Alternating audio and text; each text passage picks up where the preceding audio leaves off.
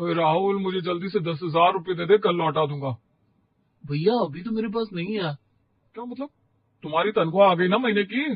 बस फ्रिज का पेमेंट करना है, न्यू फ्रिज ऑर्डर कर रहा हूँ और मेरे कार्ड में आज कुछ गड़बड़ है।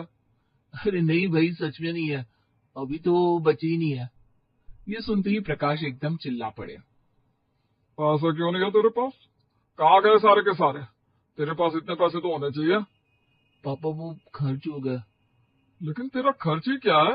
किराया नहीं देता, खाना यहीं खाता है, तेरे पास इतने तो होने ही चाहिए थे। वो मैंने अपने एक दोस्त को उधार दे दिए थे ना, इसलिए नहीं है। ये वाक्य बम की तरह फटा। प्रकाश का चेहरा लाल हो गया, नूतन की सांसें तेज हो गई। वरुण ने पराठे पर दही डालना बंद कर दिया, तीनों उसे घूरने लगे। क्यों? यह तूने क्या किया? यूं ही पैसे उड़ा दिए? सुपर बेवकूफ कहीं क्या। सच कह रहे हैं तुम्हारे पापा। हमारे जमाने में तो सारी कमाई घर में लगा दी जाती थी, दोस्तों को उधार। हाँ बस 5-10 रुपए, इससे ज्यादा नहीं। और तूने हजारों में दे दिया। अब घर में जरूरत है, फ्रिज आ रहा है, और तुमने दोस्तों को फालतू में अय्याशी के लिए दे दिए। अरे नहीं भैया, उसे मेडिकल इमरजेंसी थी, ऑपरेशन कराना था। अरे मेडिकल इमरजेंसी झूठ बोलकर लेकर आया होगा वो। और अगर थी भी तो उसके पास अपने पैसे नहीं थे क्या? तू ही क्यों बना मसीहा? ये बात हमारी समझ से बाहर है। रागिनी ने देखा कि राहुल की आंखें नम हो रही हैं। वो बीच में बोलने की कोशिश करती है। सुनिए ना, शायद सच में जरूरत थी। राहुल ने अच्छा ही किया। चुप रहो बहू, ये तुम्हारा मामला नहीं है। तुम्हें पता ही नहीं है कि पैसों की कीमत क्या होती है। सॉरी बोलकर राहुल चुपचाप अपने कमरे में चला गया। भाई राहुल के साथ हुई इस घटना ने नीलम के मन में एक डर बिठा दिया था। आज उसकी ग्रेजुएशन की डिग्री आखिरकार उसके हाथों में थी। उसके आगे की मंजिल सोच रखी थी। वो अपने पेरेंट्स से बोली, पापा मम्मी मेरी ग्रेजुएशन पूरी हो गई है। हाँ बेटा बढ़िया है। मैं आगे वीएफएक्स डिजाइनिंग का कोर्स करना चाहती हूँ। ये बहुत अच्छी फील्ड है। वही ना जिसमें कार्टून बनाते हैं। अरे बेटा ये कोई पढ़ाई नहीं है, वो तो शौक या चीज है। अब तो बड़ी हो गई है बेटा। हाँ बेटा, अब तो शादी की तैयारी का समय है। इतनी मेहनत से पढ़ाई कर ली बस। अब फालतू के कोर्स करके टाइम वेस्ट मत कर। ये फालतू नहीं है, ये मेरा करियर बन सकता है। मैं कुछ अलग करना चाहती हूँ। अलग? अलग के नाम पर कार्टून बनाएगी? पागल कहीं की। बैठ जा शांति से। लड़कियों के लिए यही सही रास्ता है, पढ़ाई खत्म फिर रिश्ता। पर वो सुन रही है नीलम, बड़ों की बात मना करो। तुम लड़कियों को ये सब समझ में नहीं आता। पापा तुम्हारे भले के लिए कह रहे हैं। हाँ नहीं तो क्या, मैंने तो तेरे लिए रिश्ता देखना पहले ही शुरू कर दिया है। नीलम का गला रूंध गया। वो और बहस करना चाहती थी, लेकिन उसके सामने तीनों की एकजुट अटल दीवार खड़ी थी। उसकी आंखों में आंसू भर आए। वो एक आखिरी निराशा भरी नजर सब पर डालकर बिना कुछ कहे अपने कमरे की ओर चली गई। बेचारी नीलम, ये लोग बिल्कुल सुनते ही नहीं है, ना ही समझते हैं। उसी शाम राहुल ने कुछ हिम्मत बटोरी। शायद नीलम की हार ने उसमें भी कुछ जगा दिया था। उसने खाने के टेबल पर एक और बम फोड़ा। पापा मैं जॉब चेंज करने वाला हूँ। क्या? तेरी जॉब सही तो चल रही है, ऐसा क्यों करना है? पागल कुत्ते ने काट लिया क्या तुम दोनों भाई बहन को? अरे नहीं पापा, मैं इस जॉब में इंटरेस्टेड नहीं हूँ, मजा नहीं आ रहा है। मैं कहीं और ट्राई करूंगा। हे भगवान, एक ने कोर्स करना है, एक ने जॉब छोड़नी है। ये क्या उथल पुथल मचा रखी है भाई? और मजा नहीं आ रहा क्या होता है? ये कोई गेम है? और नहीं तो क्या, ये काम मजे के लिए नहीं होते। सिक्योरिटी देखो, सेटलमेंट देखो। तू नहीं बदलेगा, हम तुझसे बेहतर जानते हैं। पापा ये मेरी जिंदगी है, प्लीज मुझे अपने फैसले लेने दीजिए। अरे छोटे, अभी छोटा है तू, जो हम बताए वही कर, इतनी बड़ी बड़ी बातें मत कर। प्रकाश का चेहरा लोहे जैसा कठोर हो गया। उन्होंने सिर्फ एक बार सिर हिलाया, ना में। राहुल की सारी हिम्मत जैसे उसी पल निकल गई। वो बेचारा कुछ ज्यादा बोल ही नहीं पाया, बस सर नीचा किए खाना खाने लगा। लीजिए देवर जी, आपके लिए हलवा बनाया था आज। थैंक यू, पर मन नहीं है। मन होगा भी कैसे, इन लोगों ने तो मन की करने ही नहीं दी कभी। अगले दिन दोपहर घर में जोरदार म्यूजिक की आवाज गूंज रही थी। नूतन ने जब नीलम के कमरे का दरवाजा खुला तो नजारा देखकर उनकी आंखें फटी की फटी रह गई। नीलम जोर जोर से एक वीडियो देखते हुए जुम्मा कर रही थी, पसीने से लथपथ। हे भगवान, ये लड़की पागल हो गई है। तभी पड़ोसन प्रेमलता भी आ गई और ये देखकर हंसने लगी। अरे वाह नूतन, ये क्या हो रहा है भाई? बेटी की शादी तय हो गई क्या जो नाच रही है? नहीं आंटी, इसे जुम्बा कहते हैं, एक तरह की एक्सरसाइज है। अच्छा अब ऐसे मैंने देखा है लोगों को करते हुए, बहुत अच्छा, फिट रहो। हाँ नहीं नहीं, ऐसे कोई एक्सरसाइज नहीं होती नाचने गाने वाली। ये क्या अश्लील सा नाच है, बस करो इसे। मम्मी जी ये सच में एक एक्सरसाइज है, करने दीजिए ना, फायदा ही तो है। फायदा? नुकसान है। ऐसे नाचेगी तो इसका रिश्ता नहीं होगा। लोग कहेंगे अरे ये तो नाचने वाली है, कोई भी संस्कारी घर ऐसी बहू नहीं लेगा। मैं तो चली, यहाँ तो कुछ अजीब ही फैमिली मैटर चल रहा है। प्रेमलता हंसते हुए मुस्कुराहट के साथ चली गई। बेचारी नीलम चुपचाप बैठ गई। संगीत बंद, सपने बंद। ये सब देखकर रागिनी का दिल भर आया। उसने शाम को वरुण को एकांत में ले जाकर समझाने की कोशिश की। वरुण, तुम मम्मी पापा को समझाओ ना, इन लोगों की जिंदगी में इतना इंटरफेयर ना करें, इन्हें अपनी जिंदगी अपने तरीके से जीने दें। अरे रागिनी, तुम्हें कुछ पता नहीं है, वो लोग जो कर रहे हैं वही सही है। बड़े जो करते हैं, जो कहते हैं सही होता है, हमें उनकी हर बात माननी चाहिए। तभी जैसे उनकी बात सुन रहे हो, नूतन और प्रकाश कमरे में आ धमके। वरुण बिल्कुल सही कह रहा है, बड़ों की बात मानोगे तो भले में रहोगे। ये बात तुम भी ध्यान रखो बहू। हाँ, हमारे घर में यही परंपरा रही है। बड़ों का अनुभव ही सबसे बड़ी पूंजी है। बेवजह की आजादी से कुछ हासिल नहीं होता। जी सही बात है, बड़े जो कहते हैं वही सही होता है, बाकी सब गलत। हाँ बिल्कुल सही। अगले दिन छुट्टी का दिन था। घर में एक सुस्त आलसी खुशी फैली हुई थी। राहुल और नीलम ने गुपचुप ढंग से ऑनलाइन पिज्जा ऑर्डर कर दिया। आज मजा आएगा, पिज्जा खाएंगे इतने दिनों बाद। हाँ, वरना कोई और खुशी तो बची नहीं है जिंदगी में। जब डोरबेल बजी तो पिज्जा वाले ने बॉक्स थमाया। दोनों के चेहरे बच्चों की तरह खिल उठे। उन्होंने सबको खुशी खुशी बुलाया। आ जाओ साहब, आज पार्टी है, गर्मा गर्म पिज्जा है। हाँ चलो सब साथ में बैठकर खाते हैं। अरे वाह, पिज्जा, जल्दी खोलो भाई। लेकिन उनकी ये खुशी उस समय तकलीफ में बदल गई जब प्रकाश लिविंग रूम में आए। उनकी नजर पिज्जा के बॉक्स पर पड़ी तो वो उस एक डॉक्टर की तरह हैरान रह गए जिसने मरीज की बॉडी में जहर देख लिया हो। ये क्या है? पिज्जा पापा, सब खाएंगे, आ जाओ ना आप भी। मैंने पूछा ये घर में क्या है? ये प्लास्टिक का चिपचिपा शहर, वापस करके आओ, कोई नहीं खाएगा ये। पापा ये ऑनलाइन ऑर्डर हुआ है, वापस नहीं हो सकता, खा लो ना। जुबान मत लड़ाओ, ये पिज्जा जहाँ से आया वहीं ले जाओ। हमारे घर में ये कचरा नहीं घुस सकता। अच्छा खाना खाओ, दाल रोटी खाओ, यह क्या सड़ी हुई चीज है? उल्टी हरकतें करते रहते हैं बस ये लोग, मुरख कहीं के। अरे तुम लोग मानते क्यों नहीं हो, बदतमीज कहीं के। मम्मी पापा की बात मानो, ये सब नहीं खाना चाहिए। क्या करोगे इसका आप? किसी गरीब को दे आओ जाओ। ठीक है, दे आते किसी को, पर मेरा तो मन हो रहा है खाने को। तुम्हारा मन अब घर चलाएगा? जिस घर में बड़े हैं उसका मन देखो, ये सड़ी हुई पनीर टमाटर वाली चीज नहीं खाई जाती। राहुल और नीलम ने सारे पिज्जा बॉक्स उठाए और बिना एक शब्द कहे वे दोनों घर से बाहर निकल गए। जैसे ही दरवाजा बंद हुआ, घर के अंदर चुगली का महाभारत शुरू हो गया। देख लिया ना, बिल्कुल नालायक है दोनों, हमारी एक नहीं सुनते, पैसा बर्बाद करते हैं। हमने कभी ऐसी चीज मंगाई? हम तो सादगी से रहते आए। बिल्कुल मम्मी पापा, ये आजकल की नई जनरेशन ही ऐसी है। रागिनी कुछ बोलना चाहती थी, उसका दिल कह रहा था कि पिज्जा खाने में क्या बुराई है, लेकिन नूतन की वो कड़ी नजर उसे याद आ गई। उसने अपने होंठ दबा लिए। क्या सचमुच इस घर में सिर्फ दाल रोटी और नेहा भी जीवित रह सकते? एक छोटी सी खुशी के लिए भी जगह नहीं है क्या? खैर मैं क्या ही कर सकती हूँ। दिन ऐसे ही कट रहे थे और फिर एक दिन अचानक एक तूफान आया। 75 साल की प्रकाश की मौसी भन्नो देवी आधम की। सबने उनका स्वागत किया। नमस्ते मौसी, आइए। नमस्ते नमस्ते, आपका स्वागत है। अरे बच्चों खुश रहो, लंबी उम्र पाओ, घर में सुख शांति बनी रहे। प्रणाम मौसी जी, आपके लिए नाश्ता लाऊं? अरे ये भी कोई पूछने की बात है। रागिनी ने खूब मेहनत से नाश्ता बनाया।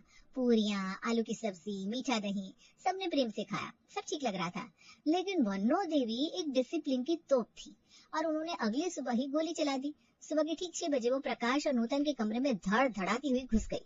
उठो, सूरज निकल आया, अब तक सोए रहते हो? जी अब तो 8 बजे उठते हम तो। क्या 8 बजे? जल्दी उठना जरूरी है। अगर नहीं उठते थे जल्दी तो अब से उठोगे। चलो टहलने चलते हैं। वरुण कहाँ है, उसे भी लेते हैं। भन्नो देवी ने वरुण को भी उठा लिया। अरे दादी मुझे तो बख्श दो। अरे चल, बख्श दो का बच्चा, उठ। थके मांदे नींद में डूबे प्रकाश, नूतन और वरुण को उन्होंने खड़ा कर दिया। प्रकाश ने हिम्मत करके पूछा, मौसी जी राहुल, नीलम और रागिनी को भी ले चलते हैं। राहुल और नीलम तंदुरुस्त है, तुम लोग बुढ़ापे की तरह बढ़ रहे हो, तुम्हारा जाना जरूरी है। और रागिनी वो नाश्ता बनाएगी जब तक तुम लौट कर आओ आराम से। अरे यार, हाँ ठीक है। और इस तरह तीन बेचारे नींद से अधमरे टहलने के लिए रवाना हो गए। अब ये रोज होने वाला था क्योंकि अब मौसी का शासन काल चल रहा था। प्रकाश, नूतन और वरुण ने आपस में फुसफुसाकर तय किया, चलो कुछ दिन झेल लेते हैं, बुजुर्ग है, नाराज नहीं करना चाहिए। हाँ सही कह रहे हो आप। लेकिन फिर बारी आई खाने की और प्रकाश का सबसे प्यारा नाश्ता, आलू के पराठे घी लगाकर। बहू आज पराठे बना लेना, कल नहीं बने थे ना। जी अभी लाती हूँ। रागिनी रसोई में गई और कुछ देर बाद नाश्ता लेकर आई, पर सामने थी कड़वे तेल में तली हुई बिना मसाले की अजीब सी हरी सब्जी, जिसे देखकर सबका मुंह बन गया। ये क्या है? ये कौन सी बदबूदार चीज है? मैंने पराठे कहा था, ये क्या बना दिया? इतनी सी बात भी नहीं समझती बहू, सुबह सुबह ये कैसा नाश्ता बना कर रख दिया? तभी अचानक मौसी अटपकी। उन्होंने प्रकाश का कान पकड़ा और ऐसा मरोड़ा कि वो चिल्ला उठा, ओ मौसी छोड़ो! क्या तुम्हें जरा भी तमीज नहीं है बहू से बात करने की? और ये क्या तरीका है बुढ़ापे में घी पराठे खाने का? तिल तिल के मरने का शौक है क्या? आज से तुम सिर्फ कड़वे तेल में बनी सब्जी खाओगे बस। अरे मौसी जी, पर ये तो मौसी जी, डॉक्टर ने तो कभी मना नहीं किया हमें। मैं डॉक्टर से भी बड़ी हूँ, मैं अनुभवी हूँ, चुपचाप खाओ। तभी रागिनी ने एकदम प्यारा चेहरा बनाकर अपनी टिप्पणी दी, अरे आप लोगों को बड़ों की बात माननी चाहिए, वो कह रही है तो कुछ तो भलाई होगी ना इसमें।